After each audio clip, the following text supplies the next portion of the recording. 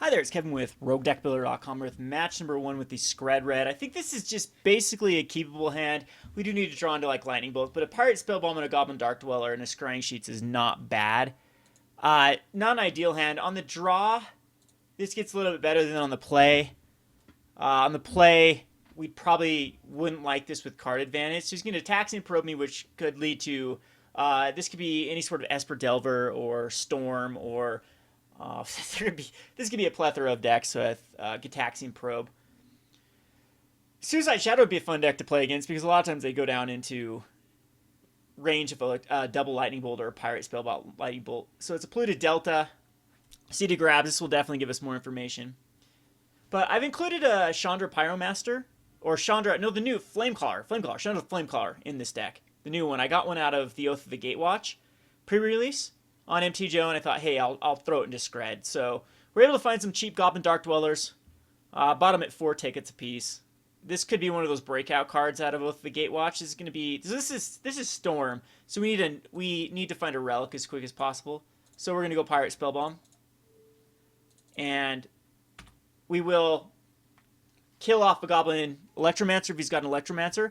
If not, we need to find relic. So this is one of those matchups I think is pretty tough for Skred, even with the relics.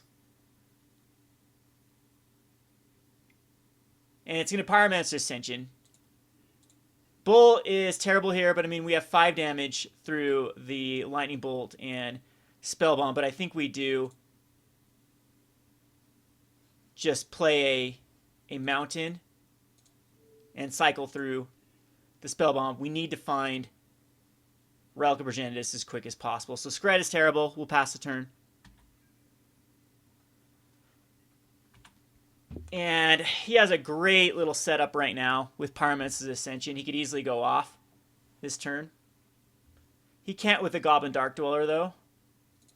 Sleight of Hands is not going to put a card on his Pyromaster's Ascension. Best case scenario is he just chucks out a Goblin Electromancer and then we can Skred it. Oh, beautiful.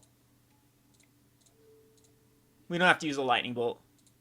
So that puts him back. He only has 3 cards in hand. Storm kind of struggles with only 3.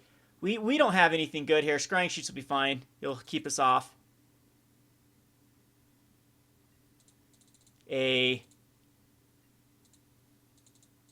drawing into too many lands. But I think we just Bolt in a turn and then Koth. Looting does put a counter on the Pyromancer's Ascension. So this is where it gets very, very tricky.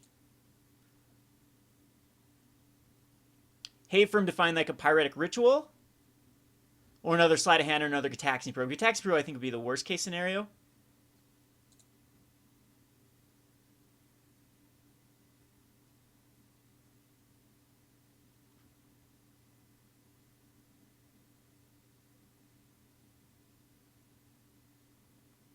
I don't think we bring in Blood, or I think we take out Blood Moons versus our opponent. Again, it's just a rough matchup unless we have a Relic, and it is the Sleight of Hand. So, with Pyromancer's Ascension on 2 now, this puts us... Like, he doesn't have a ramp spell this turn. Yes, he does. He can just drop a land and go off.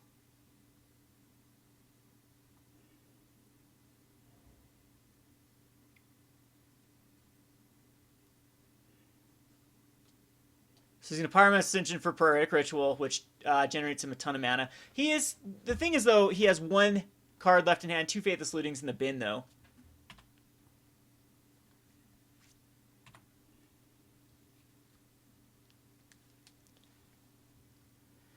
Manamorphose was the absolute best card he could have still had in his hand.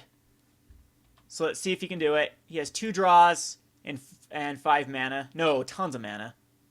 Yeah, this is going to be incredibly lucky if he doesn't go off here. So he's going to Thought Scour himself.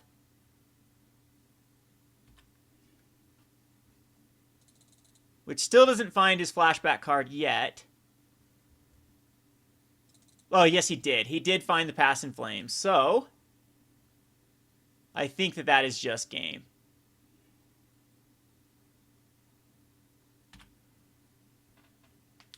So we'll wait and see. I highly doubt we can get out of this. He can already generate enough.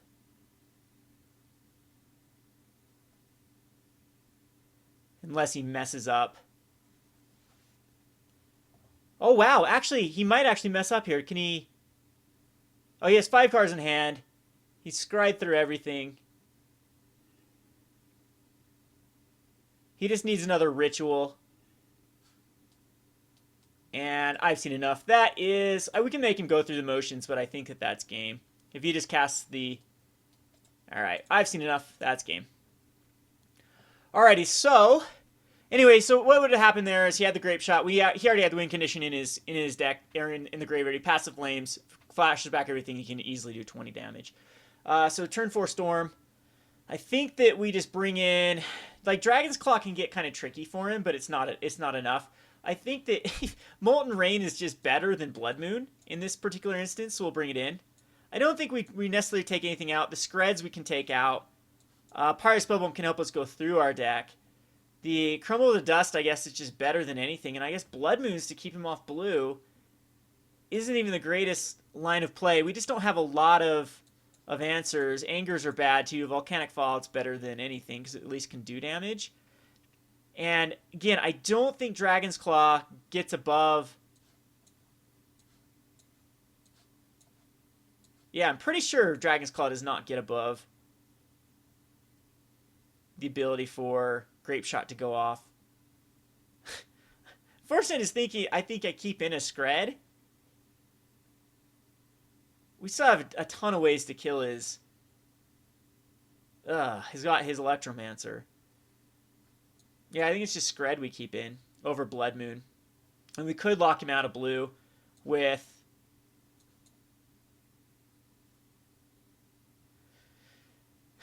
Thundermaw Hellkite's okay. Yeah, I guess this is what we'll do. If I die to Goblin Electromancer, I'll be a little bit disappointed, but I think that having 6, 7, 8 ways to deal with Goblin Electromancer is better than bringing it in, like, even more. Yes, we like to play first. I think that we mulligan this. Wait, 2 Dragon's Claws might do it, though, right? I'm not sure.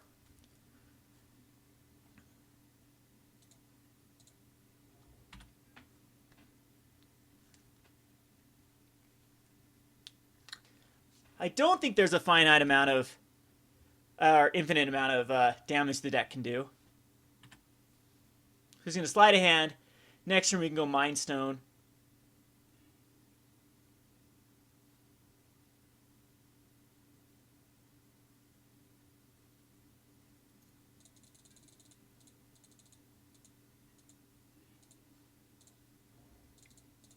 And Pyrite Spellbomb, so that was a decent little draw.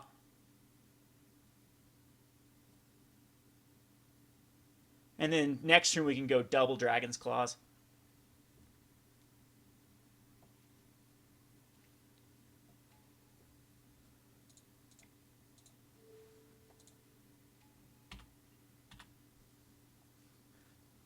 So if he puts out Electromancer, we'll kill it with a Pyrite Spellbomb. If not, and he's got the Pyromancer Ascension. So at this point, we could put out another Mind Stone and hope for a Flamecaller, but I think what we need to do... We can't go off next turn. I think we do just Mind Stone.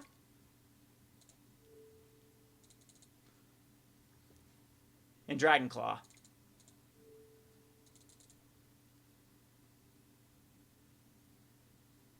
And most likely just end up killing this Pyrite Spellbomb.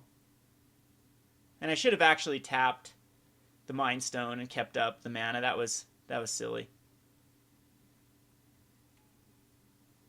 So we'll pass the turn. And if he goes Goblin Electromancer, I could be in trouble next turn.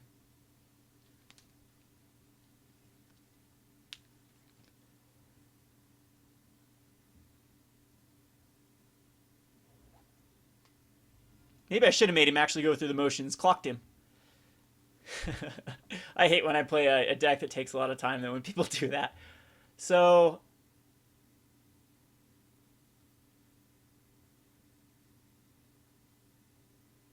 tapping a red mana. And another Pyromancer's Ascension. That's where it gets really tricky, because Grape Shot can go off. a ton of times. I don't know if I can beat 2 Pyromancer's Ascensions, because that's just going to duplicate a lot. But the next turn I can get a Chandra's Flamecaller out, and that's a ton of aggression. And he needs to have a sleight of hand in his hand right now. A Relic could be amazing if I could draw into a Relic.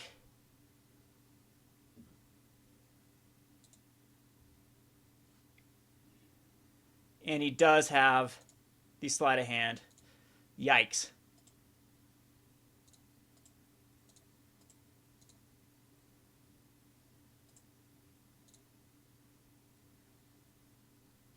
So I'm going to sacrifice the Pyrite Spellbomb and a turn.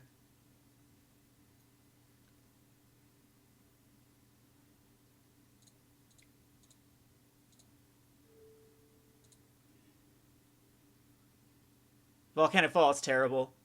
I don't believe we do 6 and 6, so 6 is 12, so Volcanic Fallout does not give us that extra damage. Do I have to go Dragon's Claw next turn? I'm not quite certain. We could actually sack some Mind Stones to try to find relics. Or we could just find a relic here.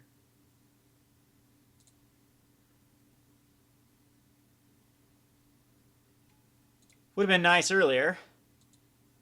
We will cast a Dragon Claw.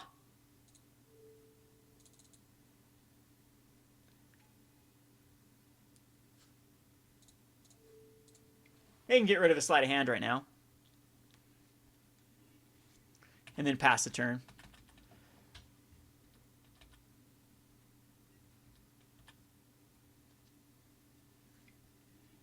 So he's going to Pyretic Ritual.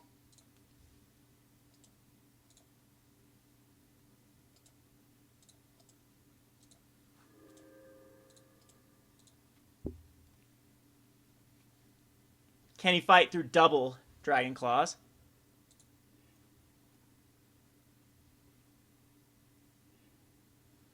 And he does have the second Pyretic Ritual, which, geez, puts him up to drawing his entire deck with Manamorphose.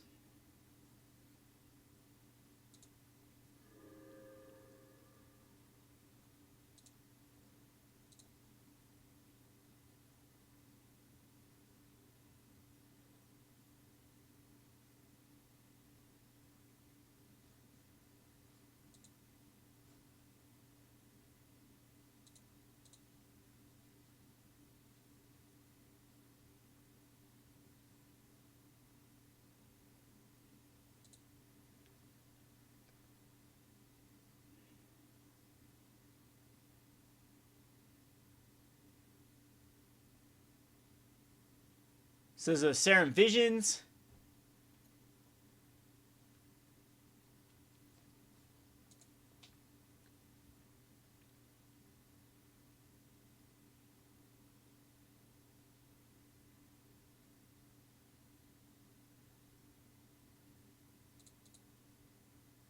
Which will scry through. I'm pretty sure with double Pyromancer Ascension, you can already cast his entire deck. I'm just wondering if double Dragon Claw will actually be enough. Because he'll be able to copy the Pyromancer Ascension, the Grape Shot. Oh, okay, that really messes things up. Oh, and he hit the Mind Stones too. Yeah, I think that's game. So Echoing Truth is going to be the death of me.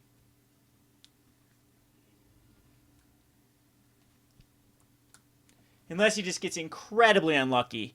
And when I say incredibly unlucky, I mean incredibly unlucky. So I guess I should have just zapped the relic.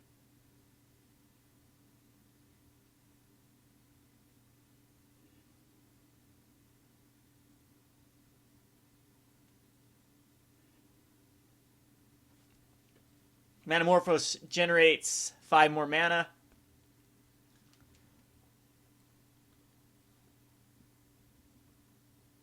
So not only just one Pyromancer Ascension, double Pyromancer Ascension, and the Echoing Truth. So I needed the Relic sooner, because without the Relic, without the sleight of hand getting that first counter on the Pyromancer's Ascension, I think we would have been okay.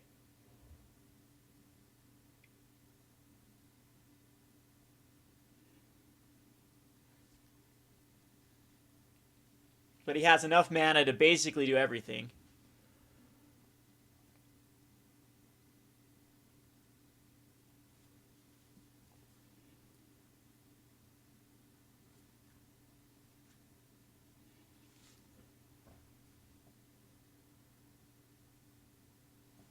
Finds another Pyromaster's Ascension, which actually could hurt him if he puts enough counters on the Pyromaster's Ascension. He has 27 cards left in his deck. We just have to hope his Grape Shot's on the very bottom, which, with the sleight of hands, that does not allow that to happen.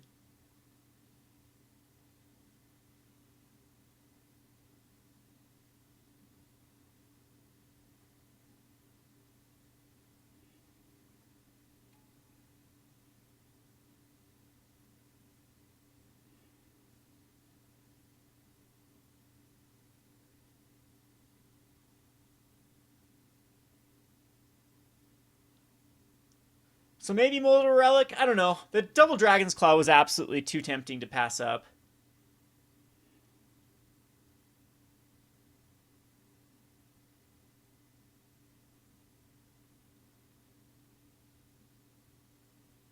But this copies the Grape Shot. And that is going to do an insane amount of mana with the Ascensions. Because I believe it copies it and then it storms off again. No, it'll just copy the Grape Shot, which doesn't cast it.